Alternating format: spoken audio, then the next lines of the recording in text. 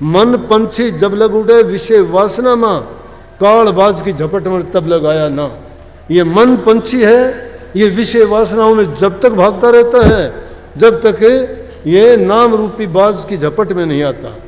आप सभी को प्यार भरी राधा स्वामी जी। देखिए, जो आज का सत्संग का विषय है उसमें महाराज जी ने बताया कि गुरु आपको अभ्यासी बनाता है। क्षेत्र चाहे कोई भी हो, लेकिन अभ्यास का बड़ा महत्व है। अभ्यास आपको जड़ भाव से ज्ञान तक लेकर जाता है।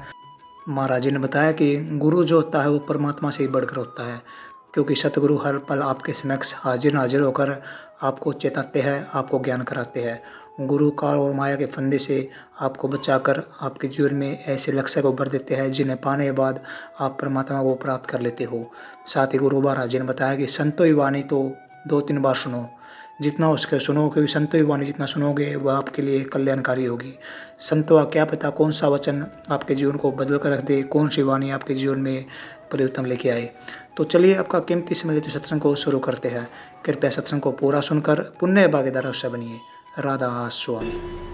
दुनिया में आए थे, अच्छे कर्म करोगे हंसते हुए जाओगे, क्योंकि नेकी की है, अच्छे काम किए हैं। अगर भक्ति नहीं कर सकते तो पुण्य करो, दान करो, सेवा करो। रेमन भला ना कर सके बुरे पंथ मत जा, अमृत फल चाखा नहीं तो विश्व काए खा। अरे मन तो अच्छा कर्म नहीं कर सकता तो बुरा कर्म भी क्यों करता है? अगर अमृत फल नहीं सकता है तो तू विष फल भी क्यों खाता है? बुरे कर्म को छोड़ के अच्छे काम कमा ले। नाम, प्रभु के नाम में ये ताकत है, ये शक्ति है कि जो जो उस नाम को तुम सुमरते जाओगे तुम्हारे हृदय की गंदगी साफ होती चली जाएगी। कचरा भरा पड़ा है जन्म जन्मांतर का, एक नहीं कई जन्मों का।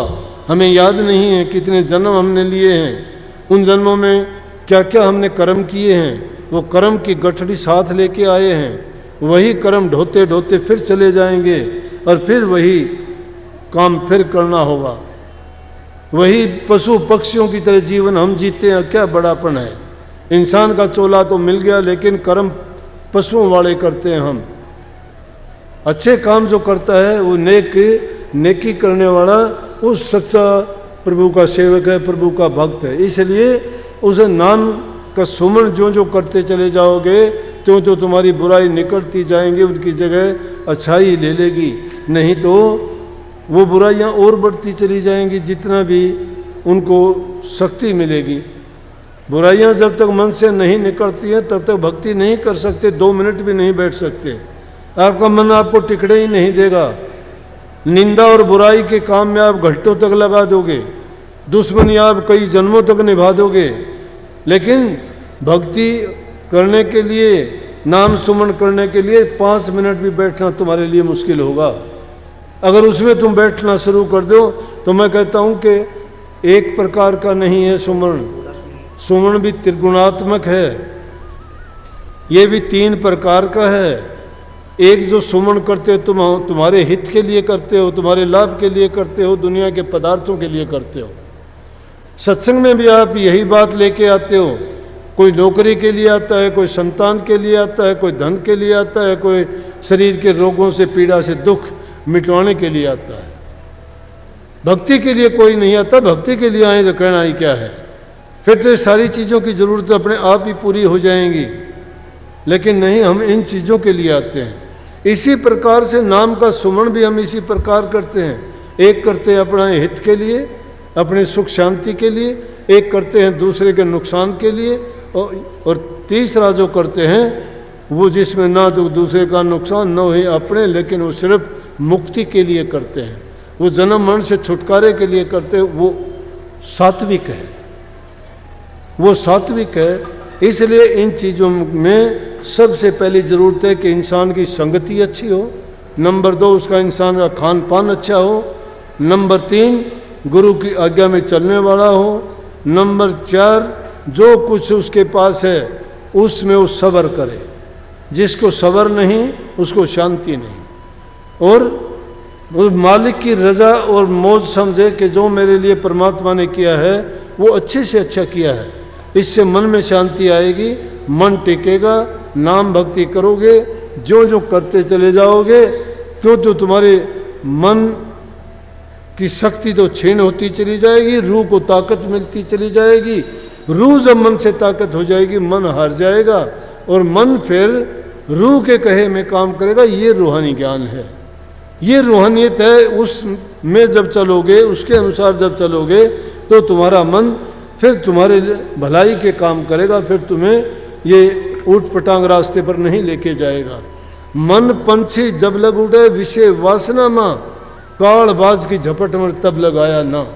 ये मन पंछी है, ये विषय वासनाओं में जब तक भागता रहता है जब तक ये नाम रूपी बाज की झपट में नहीं आता। जब ये नाम की झपट में आ जाएगा तो इसकी विषय वासनाएं सब खत्म हो जाएंगी और ये उस सच्चे रास्ते पे चल पड़ेगा। गुरु की दया और मेहर का पात्र बन जाएगा। ये गुरु की दया और मेहर का जो पात्र बन जाता है, उसका समझो कि भक्ति का सिलसिला शुरू हो गया। उसका शुरुआत और अंत भी वहीं पे हो जाती है। क्यों कि एक को एक ही है जिसकी हमने भक्ति करनी है। पतिव्रता स्त्री अपने पति का ध्यान करती है, कोई भक्ति करने की जरूरत नहीं है। उसको ध्यान करने की उसमें हो सकती है दुनियादारी की, जो जिनके लिए तुम डरते हो, लोगों से, पाखंडियों से डरते हो। तुम्हें बहकाते हैं लोग ठगने के लिए। कोई कहता है तुझे ये हो जाएगा, तुझे वो हो जाएगा, तू ये करना, तू वो करना, और तुम्हारे से और उल्टे सीधे पाप कर्म करवा देते हैं। मैं कहता हूं तुम्हारा कुछ भी नहीं होगा। क्यों नहीं होगा? अरे प्रभु ने किसी को नहीं भेजा यहाँ ये काम करने के लिए, प्रभु ने सिर्फ संतों को भेजा है। और संत तुम्हारे बुरे कर्म छुटवाते हैं, अच्छे काम करने के लिए तुम्हें नाम की दीक्षा देके अच्छे रास्ते पे चलाते हैं। वो इन पाखंड में, आडंबर में और भ्रमों में नहीं डालते। लेकिन जो मानता ही नहीं किसी को, वो क्या है? जिसके कर्म खोटे हों, जिसके नसीब में लिख रखा हो ना, वो समझाने से नहीं मानता। क्यों नहीं मानता? कि उसको अपना कर्म और ढोना है, वो और ज़्यादा पापी बनना है उसने। नहीं तो इंसान, बड़े बड़े लोग देख के अपने आप को सत्संगी कहलाते हैं, मुंह के आगे कुछ कहते हैं, पीठ पीछे कुछ होते हैं। अरे दुष्ट हो, तुम्हें ये शर्म नहीं आती कि गुरु के घर के होके और फिर तुम उल्टे सीधे काम करते हो। गुरु तो इस दुनियादारी के लोगों के दुखों को मिटाने के लिए आते हैं, शांति देने के लिए आते हैं। ये लोग तो पहले ही इस काम क्रोध की अग्नि में पहले ही जल रहे हैं, पहले ही ये तो बहुत दुखी हैं। इनको समझाना बहुत कठिन है, लेकिन कई दुष्ट नहीं मानते, समझाने से नहीं मानते, क्योंकि उनको अपना खोटा कर्म ढोना ही ढोना पड़ता है। वो इस पाप रूप की दुनिया में वो पाप के लगाए हुए पौधे हैं, उनको पाप कमाना ही कमाना है, वो किसी के कहे में नहीं आते। परंतु जो सच्चे मन से गुरु का हो जाता है, गुरु भी उसके अंग संग हमेशा साथ रहता है। कितने लोग आके कहते हैं कि गुरु ने मेरा ये कर दिया, गुरु ने मुझे बचा लिया, मैं एक्सीडेंट में ये हो गया था, मुझे इम्तिहान में पास करवा दिया। किसी की नकल करते होंगे, कोई मेरी बात भी बता देता है, कोई मुझे ही कहता है, बोला जी जिस तरह आप बात बताया करो, आप अपने गुरु के टाइम में आपको पास करवा दिया था गुरु ने, आप भी मुझे वैसे ही करवा दो। मैं कहता हूँ मेरे जैसा बन जा, करवा दूंगा, लेकिन मेरा जैसा बनना तो नहीं चाहता कोई। ठाठ सारे चाहते हैं, कष्ट कोई नहीं बर्दाश्त करना चाहता। मेरे जैसे बनना चाहते हो तो कबीर साहब वाली बात है। कबीर साहब कहने लगे कि कबीर घर फूक्या अपना रुख वाली ने हाथ वाई का घर फूक दो तो चला हमारी साथ। कि मैंने तो अपना घर फूका है भाई, तुम भी अपना घर फूको, लगाओ, आ घर कर आ जाओ मेरे पास, कर दूंगा वो काम। लेकिन छोड़ना नहीं चाहते तुम। लेकिन छोड़ना, जो छोड़ना चाहता है उसको छोड़ना नहीं पड़ता। ये तो आदमी डरता है कि हाय मेरा ये गया। किसी चीज़ को रोक लोगे आप? नहीं रोक सकते। जाने वाला जाएगा, उसका टाइम है, निश्चित है, कोई भी नहीं रोक पाता। हाँ, जो प्रभु की भक्ति करता है वो अपने कर्म काट लेता है, अपने दुख मेट लेता है। जिस प्रकार से डॉक्टर से दवाई ले आते हो, रोग बीमारी है, दवाई ली, रोग ठीक हो गया। तो ये नाम भी दवाई है। और रोग लगे हमें जन्म मरण का, उस दवाई को पियो। ये दुनियादारी के क्या कष्ट, जब जन्म मरण का ये दुख मिट जाएगा। सब चीज़ों को छोड़ के भक्ति किया करो, नाम का सुमरण किया करो, अभ्यास किया करो। दोनों टाइम कम से कम इतना ज़रूर कहा करो, उसका एहसान माना करो मालिक का कि हे सच्चे मालिक, तुमने मुझे इतना सुंदर शरीर दिया है, मैं अज्ञानी हूँ, मूर्ख हूँ, भूल जाता हूँ, गुनहगार हूँ, गुनाह करता हूँ रोज़ाना, लेकिन आप बख्शनहार हो, मुझे बख्शो। मैं भूलनहार हूँ, भूल जाता हूँ। इस दुनिया माया के देश में मेरी बुद्धि बहक जाती है। आप कृपा करके मेरे खोटे कर्मों को ना देख के मेरा भी कल्याण करो, उद्धार करो, मेरे विचारों को शुद्ध करो, पवित्र करो। ये अगर तुम दोनों टाइम ये अरदास भी कर लोगे ना बैठ के, 2 मिनट भी नहीं लगती इसमें, तो फिर भी कभी ना कभी तुम्हें ख्याल आएगा कि हाँ, और तुम्हारी संभाल हो जाएगी।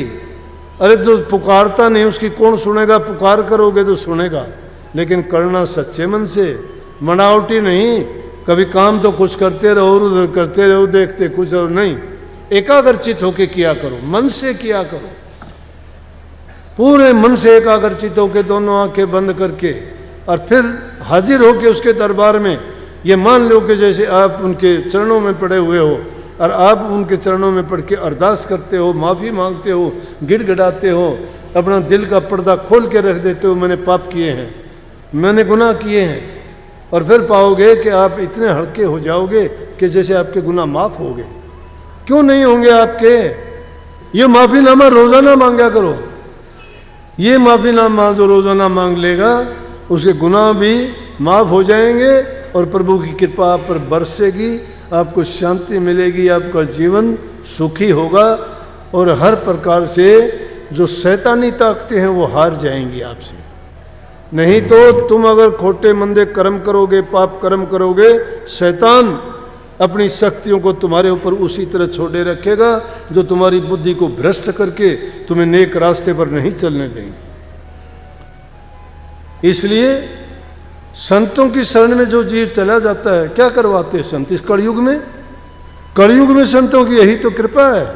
कोई मैंने कहा है क्या आपको कि कोई तुम कठोर काम करना, घर छोड़ देना, जंगल में चले जाना, व्रत करना, कहा कुछ मैंने?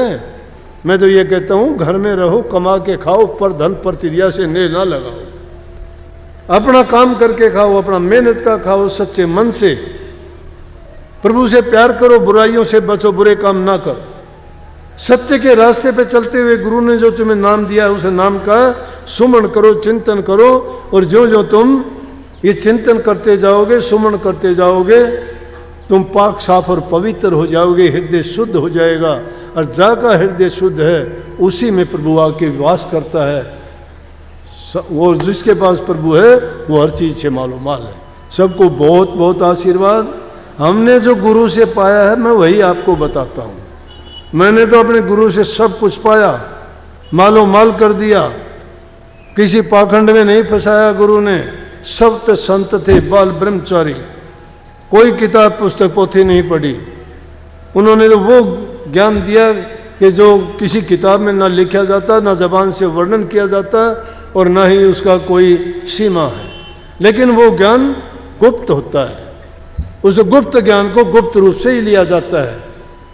वो पोथी पुस्तकों में नहीं, वो ये गहन पूजा पाठों में नहीं, वो सच्चे हृदय में जब उसको बैठा के खोजोगे तो सब कुछ उसी में समाया हुआ है। तो गुरु की कृपा के बिना ऐसा नहीं होता। गुरु की कृपा हम पर बरसी, धन्य हो गए। आप पर भी प्रभु इसी प्रकार कृपा करे और आप भी धन्य हो जाओ। सबको बहुत बहुत आशीर्वाद। सत्संग को पूरा सुनने के लिए का बहुत बहुत धन्यवाद। हम आशा करते हैं आपने सत्संग को बड़े ध्यान से सुना हुआ। तो जैसे प्यारे साथ संगत जी, आपने सत्संग में सुना, महाराज जी में वो ज्ञान देते हैं जो ज्ञान कभी किताबों में नहीं मिलता। किताबों में तो हमें सिर्फ जीवन जीने के लिए संकल्प मिलेगा, लेकिन जो महाराज ज्ञान होगा वो आपको पाप कर्मों से मुक्त कराने के लिए और भगवान को पाने के लिए होगा। जैसे गुरु महाराज जी ने बताया कि गुरु आपके अगत और जगत सबको सुधारता है। गुरु से बड़ा कुछ नहीं होता, गुरु से बड़ा परमात्मा भी नहीं होता, बल्कि परमात्मा से बड़ा गुरु होता है। गुरु की आप हर बात को मानो, हर आज्ञा में चलो, उनके कहे अनुसार चलोगे तो आपका जीवन सफल बन जाएगा और आपको अपनी मंजिल प्राप्त हो जाएगी, आपको अपनी मंजिल मिल जाएगी और अपने घर परिवार में आप सुख शांति को लेकर आ सकते हैं। तो कृपया गुरु महाराज जी की इन बातों को आप अपने जीवन में अवश्य उतारिए और अपने जीवन को सार्थक अवश्य बनाइए। और साथ ही अगर आपको सत्संग अच्छा लगा तो कमेंट बॉक्स में राधा स्वामी लिखकर पुण्य भागीदार अवश्य बनिए। मिलते हैं जल्दी एक नए और बहुत ही प्यारे प्रवचनों के साथ। तब तक के लिए आप हमें दीजिए राधा स्वामी।